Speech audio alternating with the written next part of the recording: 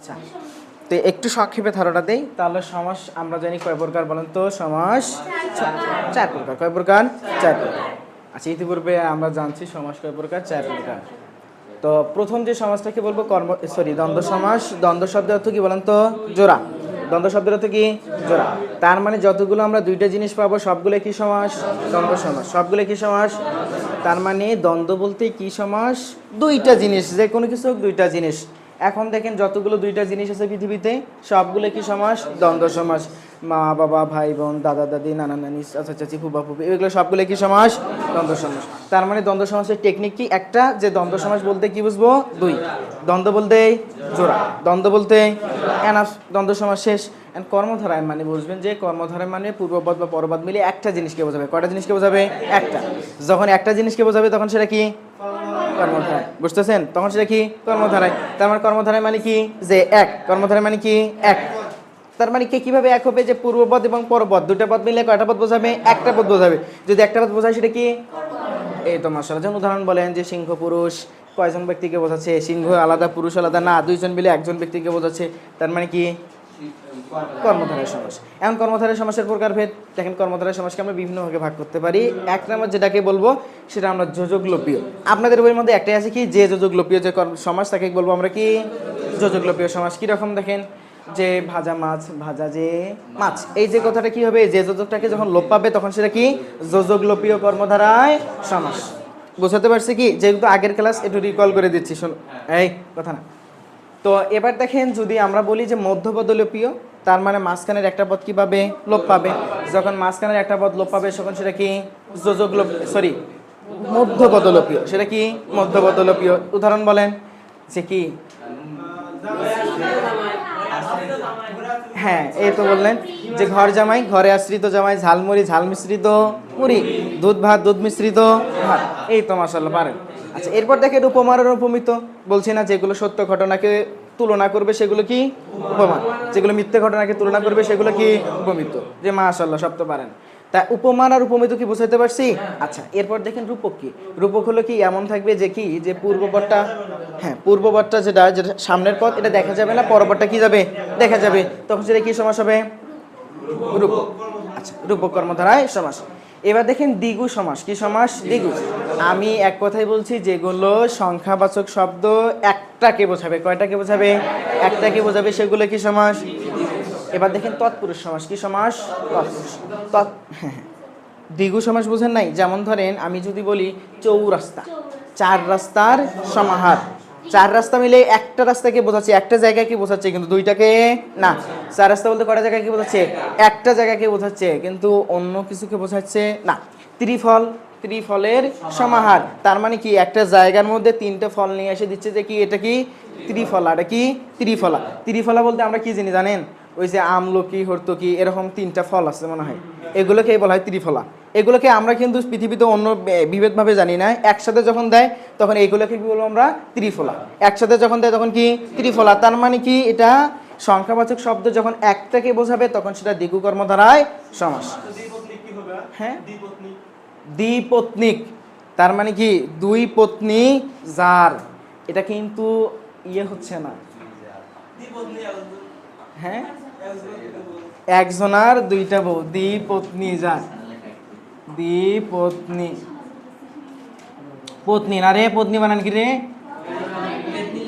আচ্ছা আচ্ছা, দুই দ্বিপত্নী যার, যার দুইটা কি আছে? বউ আছে। এটা কিন্তু আমরা জানবো যে এটা হলো তৎপুরুষ সমাসের উদাহরণ। দ্বিপত্নী যার কি সমাসের উদাহরণ? এখন দেখেন, এখানে কনফিউশন হয়ে যাচ্ছে, কিন্তু বইয়ের মধ্যে দেওয়া আছে কি বলেন তো? বইয়ের মধ্যে দেওয়া আছে কি এটা? না। দ্বিপত্নী কিন্তু তৎপুরুষ সমাসের উদাহরণ। কি আছে বলেন তো? পূর্বপদে যদি কখনো যার থাকে, কি থাকে? যার থাকে। যার বা যে থাকে, তাহলে বুঝবেন সেটা কি সমাস? তৎপুরুষ সমাস। তার মানে দুই পত্নী আছে যার, সেটা কি? তৎপুরুষ সমাস। এটা কি সমাস? তৎপুরুষ সমাস। কোনো অসুবিধা হচ্ছে? আচ্ছা, ঠিক আছে। এরপর দেখেন, আমরা তৎপুরুষ সমাস একটু ভালোভাবেই জানি যে তৎপুরুষ সমাস কি ধরনের? যে বিভক্তি বা যোজক, সরি, বিভক্তি বা অনুসর্গ যদি কারো ইয়ের সাথে যুক্ত থাকে তখন সেটা কি? বিভক্তি বা কি? অনুসর্গ। বিভক্তি বা কি? অনুসর্গ। যদি কোনো শব্দে মানে সমাসবদ্ধ শব্দের সাথে বিভক্তি বা কি যুক্ত থাকে? অনুসর্গ যুক্ত থাকে, তাহলে কি সমাস? তৎপুরুষ। তৎপুরুষ সমাস কয় ধরনের হয়ে থাকে? তিন ধরনের। কি কি বলেন তো? তিন ধরনের বলতে কি ধরনের বলেন? আপনাদের বই অনুসারে তিন ধরনের। আপনাদের বই অনুসারে কয় ধরনের? তিন ধরনের। কি কি? একটা অনুসর্গলোপীয়, যোজকলোপীয়, আর একটা কি বলো অলুক বা অনুসর্গ বা যোজক লোপীয় না। অর্থাৎ কি অনুসর্গ বা যোজক লোপ পায় না যখন, তখন সেটা কি বলবো আমরা? অনুসর্গ বা যোজক লোপীয়, মানে লোপ পায় না যখন তখন তাকে বলবো অলুক, লোপ পায় না যখন তখন তাকে বলবো কি? অলুক। তার মানে একটার মধ্যে বিভক্তি লোপ পাবে, একটার মধ্যে বিভক্তি লোপ পাবে না, একটার মধ্যে অনুসর্গ লোপ পাবে, একটার মধ্যে অনুসর্গ লোপ পাবে না। যখন অনুসর্গ লোপ পাবে বলেন তো তখন কি? অনুসর্গ লোপীয়। যখন বিভক্তি লোপ পাবে বিভক্তি লোপীয়। আর যখন অনুসর্গ বিভক্ত কোনোটাই লোপ পাবে না তখন সেটা হলো, তখন সেটা কি? হলো। এগুলো তো শিখাইছি নাকি? আজকে দেখেন বহুব্রীহি। বহুব্রীহি, বহুব্রীহি মানে কি? গন্ধিহি বহুব্রীহি কথাটাই নিজে একটা কি? বহুব্রীহি সমাস। বহুব্রীহি কথাটা নিজে একটা কি সমাস? বহুব্রীহি সমাস। কিরকম? বহু ধান আছে যার তাকে কি বলবো আমরা? বহুব্রীহি। বহু ধান আছে যার তাকে কি বলবো আমরা? বহুব্রীহি। তার মানে বহুব্রীহি কখন হবে? যে যখন কি করব, যে পূর্বপদ এবং পরপদ, কি পদ বলেন তো? পূর্বপদ এবং পরপদ। এই পূর্বপদ এবং পরপদ মিলে, এই কথা না, পূর্বপদ এবং পরপদ মিলে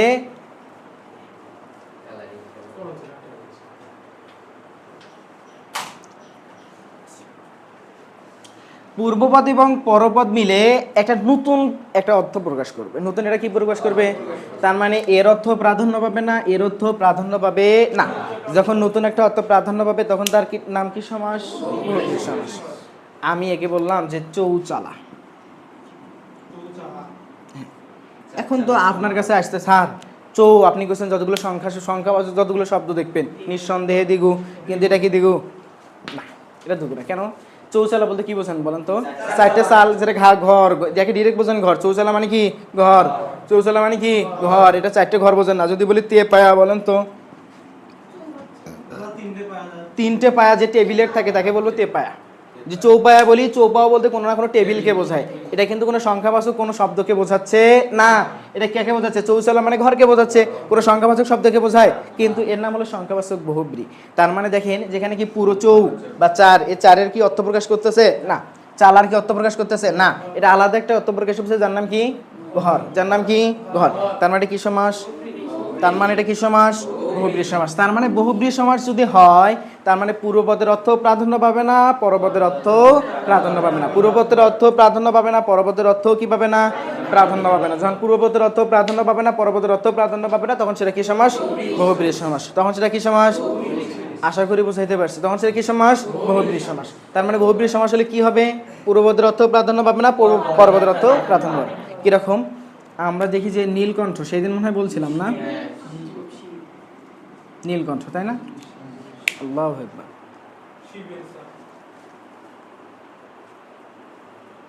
আসসালামু আলাইকুম।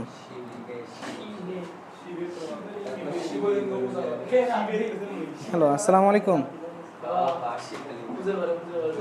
জি আলহামদুলিল্লাহ। ভাই আমি তো আছি দাঁড়িয়েপুরে আছি এখন।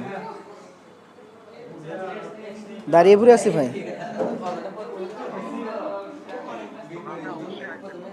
হ্যাঁ হ্যাঁ ইনশাল্লাহ। না, কালকার দেখা হয় না, আজকে দেখা করবো না।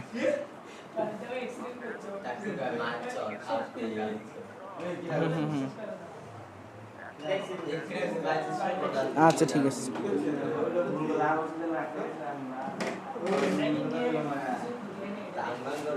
আচ্ছা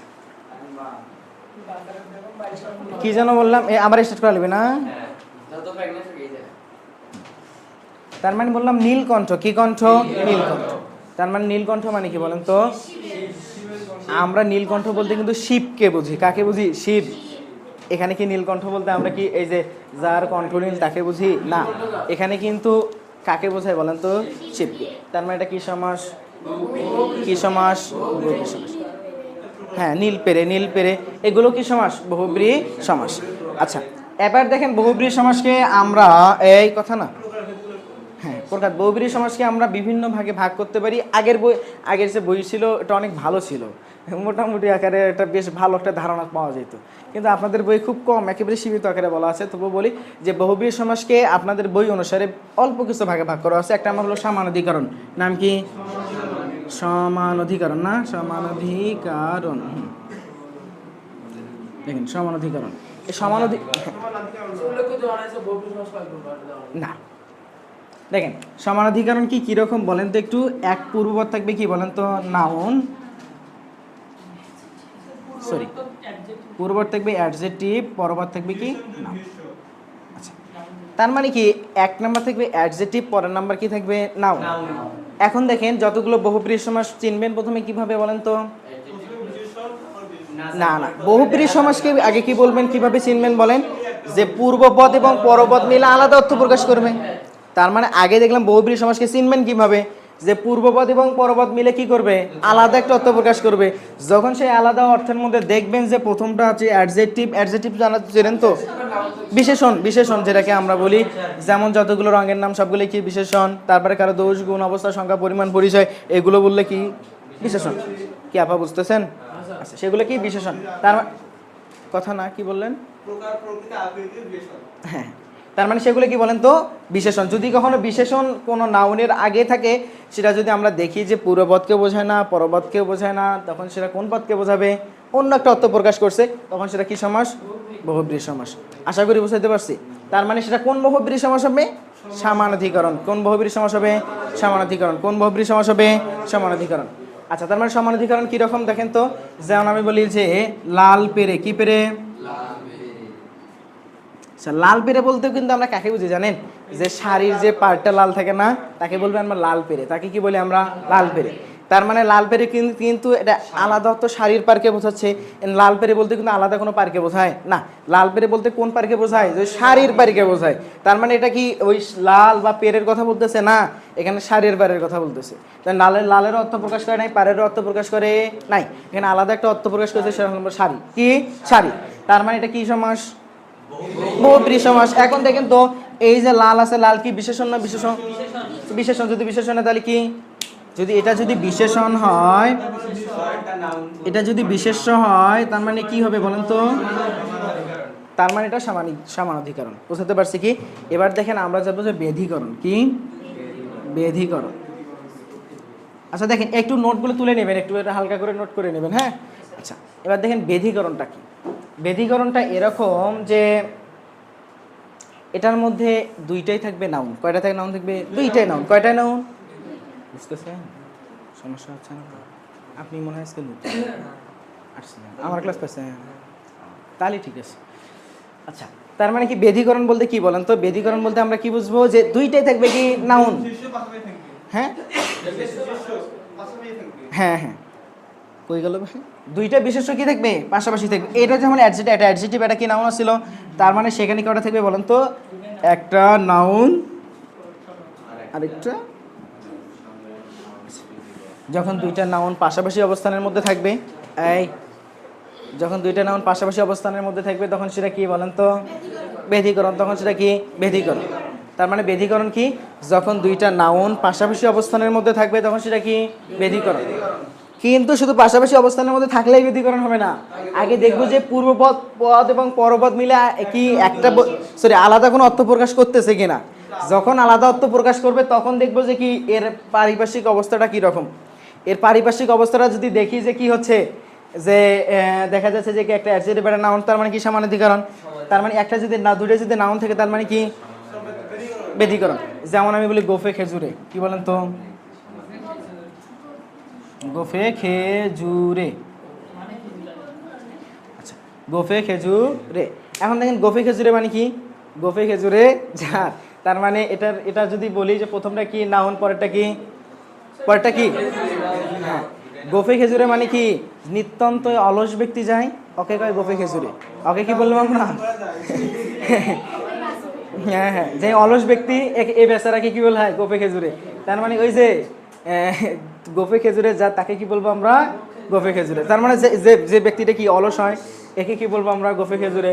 যখন গোফে খেজুরে আমরা দেখি যে গোফও কি থাকে, গোফ কি চেনেন, কি রে, এই যে মোষ, হ্যাঁ তাই না, মোষই মরদ, এটা কথা আছে কিন্তু। হ্যাঁ, গোফে খেজুরে। তার মানে এই গোফটা কি একটা নাউন, খেজুরেও কি একটা নাউন। তো গোফ যদি নাউন হয়, খেজুরও যদি নাউন হয়, এটা যদি আলাদা অর্থ প্রকাশ করে, প্রথমত দেখবো যে এটা আলাদা অর্থ প্রকাশ করছে কি করে নাই, করছে। তার মানে এটা অলস ব্যক্তিকে বোঝাচ্ছে না, গোপে খেজুরে অলস ব্যক্তিকে বোঝাচ্ছে না। যখন অলস ব্যক্তিকে বোঝাচ্ছে কিন্তু দুইটা কি আছে পাশাপাশি নাউন আছে, তখন সেটা কি সমাস হবে বলেন, ব্যতিক্রম। তখন সেটা কি সমাস হবে? আশা করি বোঝাইতে পারছি। আচ্ছা, আশা করি বোঝাইতে পারছি। এবার দেখেন আরেকটা সমাস আছে ব্যতিহার বহুব্রী। কি হার?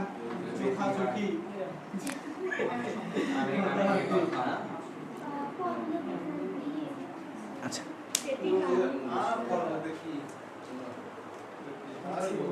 আচ্ছা সবই হবে, হ্যাঁ।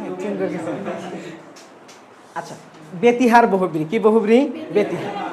ব্যতিহার বহুব্রী বলতে এমন বহুব্রীকে বোঝায় যখন দেখবেন যে কি একা একা কখনো সম্ভব হবে না, একা একা কখনো কি হবে না, সম্ভব হবে না।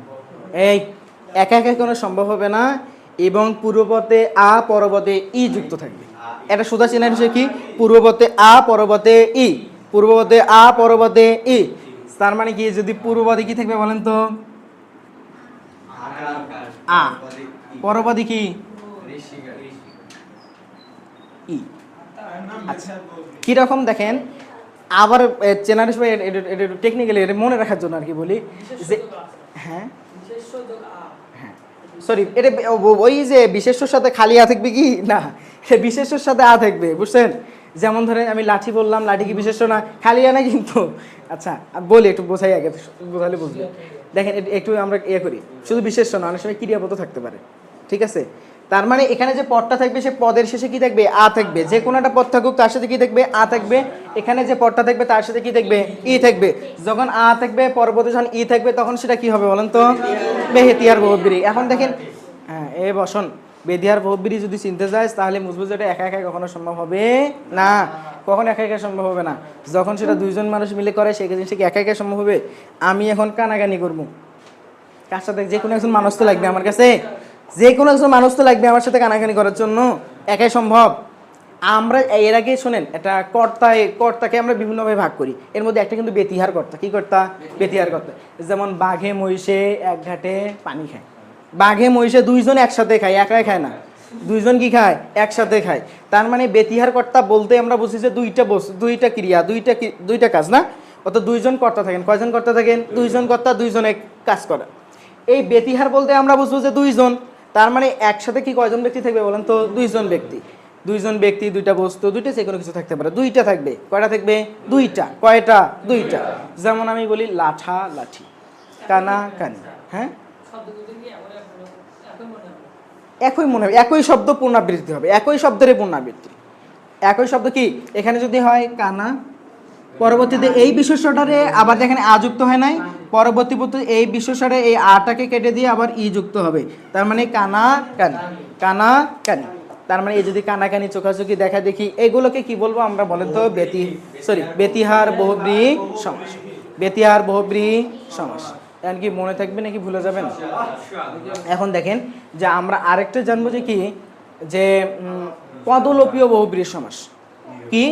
পদলোপীয় বহুব্রী সমাস। এটাকে শুরুতেই আলোচনা করা আছে, তাই না? শুরুতেই আলোচনা করা আছে পদলোপীয় বহুব্রী সমাস।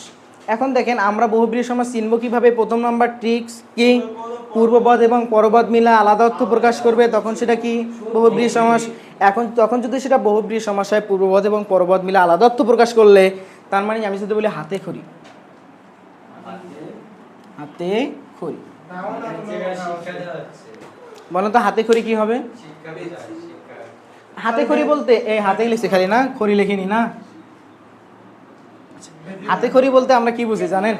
যে হাতে খড়ি বলতে এমন জিনিসকে বোঝায়, ব্যতিহার না তো, হাতে খড়ি। এখানে দেখেন কি আছে, কি আ আছে, পরবর্তীতে ই আছে, এখানে তো আ নাই। আবার আমি বলছি যে দুইটা পদ একই থাকবে, দেখেন এখানে কান আছে, এখানেও কান আছে, আছে না? দুইটা পদ একই না? আচ্ছা, দুইটা পদ একই না, এই কথা না, দুইটা পদ একই না। তাহলে দুইটা পদ যদি একই হয়, যদি বিশেষ্যই হয়, দুইটা পদ যদি একই হয়, তখন তো সেটা হবে কি, তখন যদি পূর্বপদে আ পরপদে ই থাকে তখন সেটা ব্যতিহার বহুব্রী। সেটা কি একজন মিলে সম্ভব হবে না? হাতে খড়ি কিন্তু একাই মিলে সম্ভব হয়। হাতে খড়ি বলতে শিক্ষা জীবনের সূচনা, শিক্ষা জীবনের সূচনা। হ্যাঁ যাই হোক, তবে হ্যাঁ হাতে খড়ি আপনি দেখেন তো এই ট্রিক্সের মধ্যে কি বলতেছে, এটার মধ্যে কি পড়তেছে? পূর্বপদে আ পরপদে ই হচ্ছে না? তার মানে হাতে খড়ি কি বলেন তো? যে হাতে খড়ি দেওয়া হয় যে অনুষ্ঠানে, হাতে খড়ি দেওয়া হয় যে অনুষ্ঠানে তাকে কি বলবো আমরা? হাতে খড়ি। হাতে খড়ি দেওয়া হয় যে অনুষ্ঠানে বা হাতে খড়ি দেওয়া হয় যে অনুষ্ঠানে তাকে কি বলবো? হাতে খড়ি। তার মানে শিক্ষা জীবনে যখন সূচনা হয় তখন কি? হাতে খড়ি। এখানে কিন্তু দেখেন একাধিক পদ লোপ পাবে, একাধিক পদ লোপ পাবে, শুধু একটা না একাধিক পদ কিভাবে লোপ পাবে। আবার দেখেন যে আমরা যতগুলো অনুষ্ঠানের নাম জানি, যেমন ধরেন গায়ে হলুদ, হলুদ, আচ্ছা গায়ে হলুদ দেওয়া হয় যে অনুষ্ঠান, গায়ে হলুদ দেওয়া হয় যে অনুষ্ঠান। এখানে দেখেন গায়ে হলুদ কথাটাও লেখা আছে, পাশাপাশি অনেকগুলো পদ কিন্তু কি হয়েছে? লোপ পাইছে। এগুলোকে বলবো পদলোপীয় বহুব্রীহি সমাস। এগুলোকে কি বলবো? পদলোপীয় বহুব্রীহি সমাস। একাধিক পদ লোপ পাবে, একটা পেলেও সেটা পদলোপীয়। বুঝতে পারছি কি? তার হ্যাঁ, হলুদ বিশেষণ নাকি বিশেষ্য? হলুদ, গায়ে হলুদ। দেখেন এখানে, দেখেন এখানে কিন্তু গায়ে শব্দ, এবার এটা কিন্তু বিশেষণ হয়, এখানে বিশেষণ। আচ্ছা আচ্ছা, গায়ে হলুদ, গায়ে হলুদ, গায়ে হলুদ না, এখানে হলুদটাই বিশেষ্য, হলুদটাই বিশেষ্য। এখানে গায়ে হলুদ, গায়েটা হলো বিশেষণ বা অ্যাডজেক্টিভ, গায়েটা হলো বিশেষণ বা অ্যাডজেক্টিভ। আচ্ছা এখানে হলুদ কিন্তু একটা উপকরণ বোঝাচ্ছে, হলুদ। হ্যাঁ না, বোঝেন আগে একটু বোঝাই, ব্যাস বাক্য করেন, তার আগে যদি সিদ্ধান্ত গ্রহণ করেন, তার আগে যদি সিদ্ধান্ত গ্রহণ করেন তো কেমন হলো? এখন দেখেন, যখন আমি কিন্তু এটা জন্য এটা শেষে দিয়েছি, এই ঝামেলা লাগবে জন্য শেষে দিচ্ছি, এটা আর প্রথমে ছিল বইয়ের মধ্যে, আমি দিচ্ছি শেষে, ঝামেলা লাগবে জন্য দিচ্ছি। তার মানে গায়ে হলুদ দেওয়া হয় যে অনুষ্ঠানে তাকে কি বলবো আমরা? গায়ে হলুদ। তার মানে এখানে দেখেন যে ওই যে আগের মতো যদি আমরা নাউন বা অ্যাডজেক্টিভ ধরি, এটার মতো ধরি, সামানাধিকরণ দেখেন কি কি বলা যায়? নীলকণ্ঠ, নীলকণ্ঠ যা। এখানে কিন্তু দেখেন যে পরপদে যার কথাটা থাকবে, এখানে লিখে নিতে পারেন সামানাধিকরণে পরপদে যার কথাটা থাকবে, পরপদে কি কথাটা থাকবে? যার কথাটা থাকবে। তাছাড়া সামানাধিকরণের সাথে ওই কি বলে এর একটু পার্থক্য দেখা দিবে না। পরপদে কি কথা থাকবে? হ্যাঁ, গায়ে হলুদ দেওয়া হয় যে অনুষ্ঠানে, যে অনুষ্ঠানে গায়ে হলুদ দেওয়া হয় যে অনুষ্ঠানে। আর এটা কি? নীলকণ্ঠ যার। দেখেন দুইটার মধ্যে কিন্তু ব্যাপক পার্থক্য আছে। কিরকম পার্থক্য? প্রথম নাম্বার, এটা দেখেন নীলকণ্ঠ যার, এখানে ব্যাস বাক্যে যার থাকবে, এখানে কখনো ব্যাস বাক্যে যার থাকবে না। এখানে ব্যাস বাক্যে যার থাকবে, ওখানে কোনো ব্যাস বাক্যে যার থাকবে না। বুঝতে পারছি? হ্যাঁ লাল, হ্যাঁ লাল পেরে, যার না থাকলেও তো হতে পারে। এবার দেখেন লাল পেরে, লাল পেরে, লাল পেয়ার যে শাড়ি নাকি লাল পেরে, তার মানে লাল পেরে কিন্তু এটা শাড়িকে বোঝাচ্ছে, তার মানে আর যাই হোক এটা বহুব্রীহি সমাস। এখন দেখেন দ্বন্দ্ব লাগছে কি আপনার সাথে? দ্বন্দ্ব আমার সাথে, আপনার সাথে আমার, এটাই লাগছে যেটা সামানাধিকরণ বহুব্রীহি নাকি এটা কি পদলোপী বহুব্রীহি। পদ, এখানেও তো পদ লোপ পাইছে তাই না? যে কি? যে লাল, সরি লাল পার যে শাড়ি। আচ্ছা দেখেন তো একটা জিনিস লক্ষণীয়, এখানকার পদটা লোপ পাইছে কোথায়? এখানে লোপ পাইছে। হ্যাঁ এখানে লোপ পাইছে না, না কোথায় লোপ পাইছে? এইটুক থেকে এখান জায়গার মধ্যে লোপ পাইছে, পাইছে না? তার মানে লাল পের এখানেও দেখেন তো লোপ পাইছে কোথায়? এইটুক জায়গা থেকে এইটুক জায়গার মধ্যে লোপ পাইছে। দ্বন্দ্ব তো লাগিয়ে গেছে এই জায়গার মধ্যে, তাই না? এখন দেখেন আপনি স্বাভাবিকতেও যতগুলো মনে রাখবেন, যতগুলো অনুষ্ঠান থেকে শুরু করে সবগুলোই আপনি ধরে নেবেন কি পদলোপীয় বহুব্রীহি সমাস। যতগুলো অনুষ্ঠান আছে সবগুলো কি পদলোপীয় বহুব্রীহি সমাস।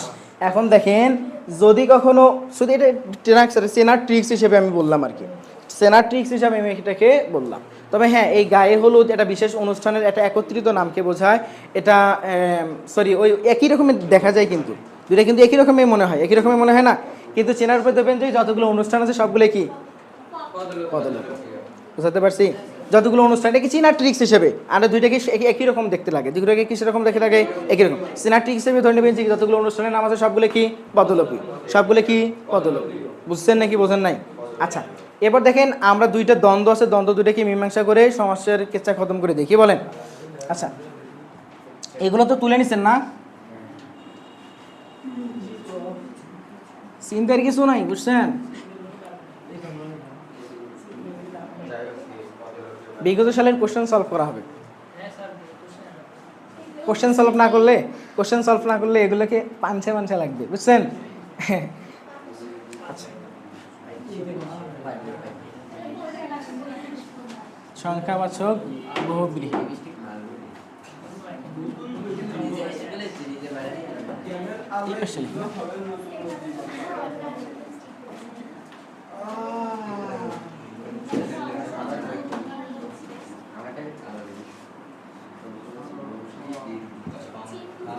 দেখেন সংখ্যাবাচক বহুব্রীহি আছে, দ্বিগু কর্মধারায় নামে একটা সমাসও আছে, দুইটাই সংখ্যা বোঝায়। দুইটাই কি বোঝায়?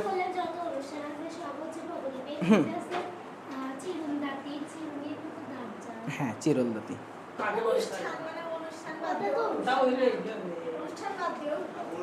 দেখি বইটা একটু।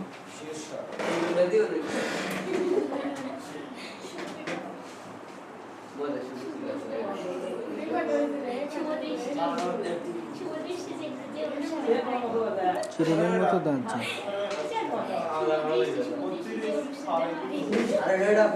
আচ্ছা, আমি এটা জেনে আপনাকে জানাবো, ঠিক আছে? জেনে আপনাকে জানাবো, ঠিক আছে? ধন্যবাদ। জেনে আপনাকে জানাবো, হ্যাঁ। আচ্ছা, আপনাকে জেনে এটা জানাবো, ঠিক আছে? ঠিক আছে, এবার দেখেন যে সংখ্যাবাচক বহুব্রীহি এবং দ্বিগু কর্মধারয় সমাস। সংখ্যাবাচক বহুব্রীহি এবং কি দ্বিগু কর্মধারয় সমাস। এখন দুইটাকে দিয়ে কিরকম দেখতে লাগে? দ্বন্দ্ব তো লাগে যাবে এই জায়গায়, তাই না? যে কিরকম দ্বন্দ্ব লেগে যাবে, আমি যদি বলি চৌরাস্তা, আবার এখানে বললাম যে চতুর্ভুজ, আবার এখানে বললাম যে শ্বেতা, আবার এখানে বললাম যে ত্রিফলা।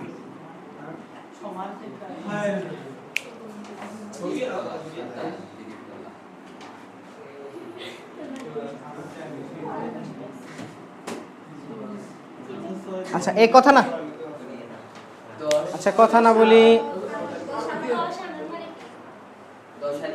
আচ্ছা, 10 আনন, এটা লিখছি কি 10 আনন, আর এটাই যদি লিখি যে কি, আর ওটা কি জন্য আছে রে, যাই হোক চৌপায়া লিখি বোঝানোর জন্য আর কি। দেখেন আমি উদাহরণ লিখছি কয়টা? 6টা। এই 6টা উদাহরণ থেকে আমাকে পার্থক্য বের করতে হবে। কীরকম পার্থক্য? দেখেন এখানে কি আছে বলেন তো? সংখ্যাবাচক বহুব্রীহি আছে, কর্মধারয় সমাসও আছে। সংখ্যাবাচক বহুব্রীহি আছে, কর্মধারয় সমাসও আছে। কিভাবে পার্থক্যটা বের করবেন একটু দেখেন।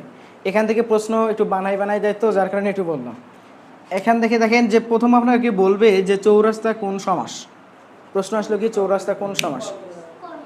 আপনি বলেন যে কর্মধারয় সমাস। কোন কর্মধারয় সমাস? দ্বিগু কর্মধারয় সমাস। কারণ কি বইয়ের মধ্যে মুখস্থ করছেন। সুন্দর কথা। এখন দেখেন কেন হলো এটা। আমরা চৌরাস্তা বলতে একটা জায়গায় কি বুঝি? কয়টা জায়গায় কি বুঝি? একটা রাস্তা বলতে একটা রাস্তাকে না, 4টা রাস্তা আসে এক জায়গার মধ্যে লাগছে, ওটাকে চৌমাথা বা চৌরাস্তা বলি। ওটাকে চৌমাথা বা কয় রাস্তা বলি? চৌরাস্তা বলি। তার মানে কি 4 মাথার সমাহার যেটাকে বলি আমরা, 4 মাথার সমাহার। এখন দেখেন চতুর্ভুজ বলতে কি বোঝেন? চতুর্ভুজ বলতে কি বোঝেন বলেন তো? চতুর্ভুজ বলতে না 4 ভুজের সমাহার। তার মানে কি ভুজ মানে কি বাহু? এই ঠিক আছে তো, ব্যাস বাক্য তো ভুল হয়নি আমার। 4 ভুজের সমাহার, তার মানে কি ভুজ কয়টা? ভুজ মানে শব্দ তো বাহু, বাহু কয়টা? 4টাই তো। চতুর্ভুজের তো 4টাই বাহু, কিন্তু না, এই চতুর্ভুজ বলতে হিন্দুদের কোন একটা দেবতাকে বোঝাচ্ছে। হিন্দুদের কোন একটা দেবতাকে বোঝাচ্ছে। এই জন্য দেখেন ত্রিভুজ, কি ভুজ? ত্রিভুজ। দেখেন ত্রিভুজ, ত্রিভুজ যদি বলে এটা কিন্তু ফির আবার কি, এটা কি সুগার আছে না? সমস্যা নেই, ওটা সমস্যা নেই, ওটা কোনো ব্যাপার না। চতুর্ভুজ এই রেফ আছে না, ওটা সমস্যা না, বানানটা সমস্যা না। চতুর্ভুজ শব্দটা, আমি শব্দটার কথা বলছি, বানানটা সমস্যা না। তার মানে কি কি যেন বলতেছিলাম আমি? ত্রিভুজ।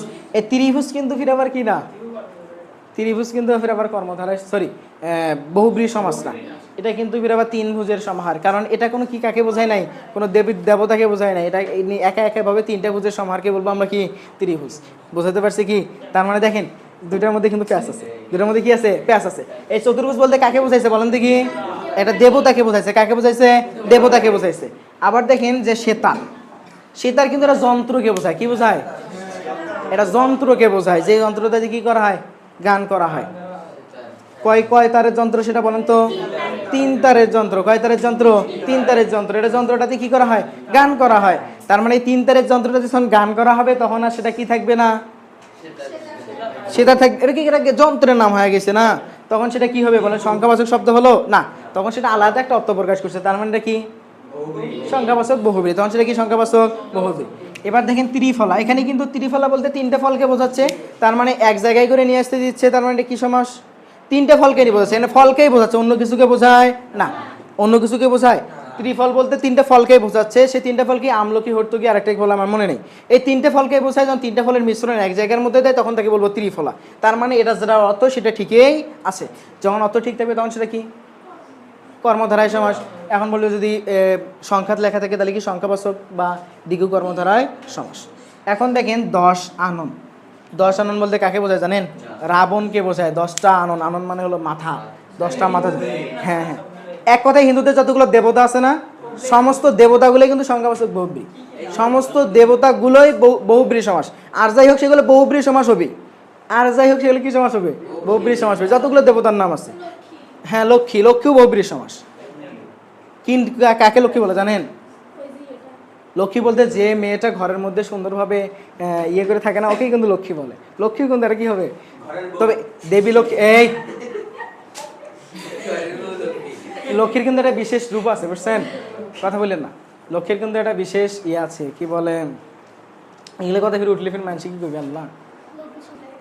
3 তারের সমন্বয়ে যে যন্ত্রটা গঠিত হয় তাকে কি বলবো আমরা? সেতার। 3 তারের সমন্বয়ে যে যন্ত্রটা গঠিত তাকে কি বলবো আমরা? সেতার। তার মানে সেতার কি বলেন? যে একটা যন্ত্রের নাম যেটা 3 তারের সমন্বয়ে কি হয়? গঠিত হয়। ত্রিফলা কি বলেন তো? 3টা ফলের সমাহার, যেটা কি বোঝাচ্ছে? যে আমলকি, হর্তুকি, নির্দিষ্ট করে এই ফলকেই বোঝাচ্ছে, অন্য কিছুকে বোঝায় না। তার মানে পরপদ হচ্ছে, পরপদের অর্থ প্রাধান্য পাচ্ছে। এখন দেখেন যে কি 10 আনন, কি আনন? 10 আনন। তো 10 আনন কাকে বলা হয়? রাবণকে বলা হয়। কাকে বলা হয়? রাবণকে বলা হয় 10 আনন।